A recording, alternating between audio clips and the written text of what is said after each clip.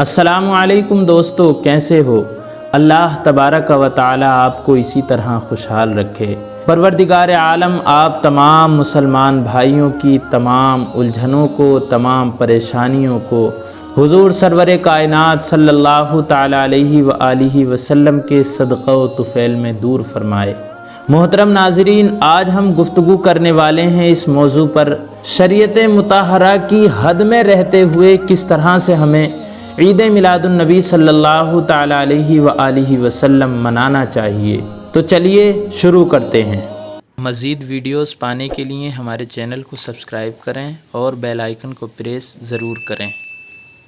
عید میلاد النبی صلی اللہ تعالی علیہ وآلہ وسلم کے تعلق سے دو گروہ بن چکے ہیں۔ پہلا گروہ تو وہ ہے کہ جو عید میلاد النبی صلی اللہ تعالی علیہ وآلہ وسلم کا سرے سے منکر ہے، یہاں تک کہ وہ اسے شرک اور بدعت قرار دے دیتا ہے۔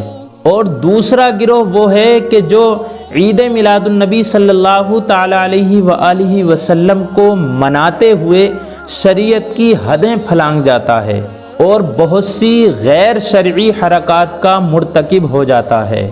گہرائی سے اگر دیکھا جائے تو ان دونوں گروہوں کا رویہ درست نہیں ہے اور ایک دوسرے کی ضد اور تعصب پر مبنی ہے۔ یہ بات ذہن نشین کر لی جائے کہ میلاد مصطفیٰ صلی اللہ تعالی علیہ وآلہ وسلم یا عید میلاد سے مراد فقط یہ ہے کہ حضور نبی اکرم صلی اللہ تعالی علیہ وآلہ وسلم کے ذکر پاک کے لیے شریعت مطہرہ کے اندر رہتے ہوئے اجتماع منعقد کرنا ہے۔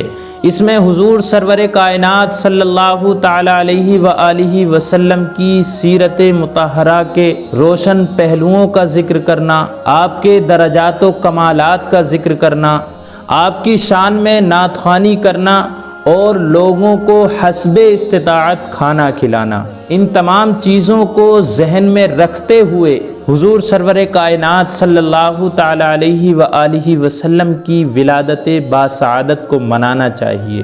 اور محترم دوستو، سب سے پہلی چیز تو یہ ہے کہ ہمیں سرور کائنات صلی اللہ تعالی علیہ وآلہ وسلم کی ولادت باسعادت پر دوسروں کی مدد ضرور کرنی چاہیے۔